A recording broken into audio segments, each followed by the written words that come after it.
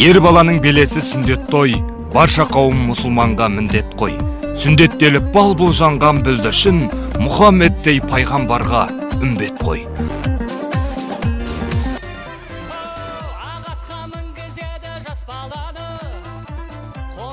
Құрметті ағайын туыс, бауырлар, ода жекжат нағашылар, әпке жезделер, жиен бөлелер, аға жеңгелер, келіндер, сыныптастар, әріптестер, көршілер.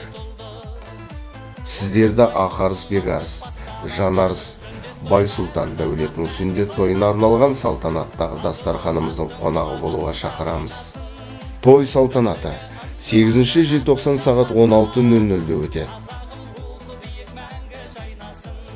Мекен жайымыз Шыршық қаласы, Навруз тойханасы.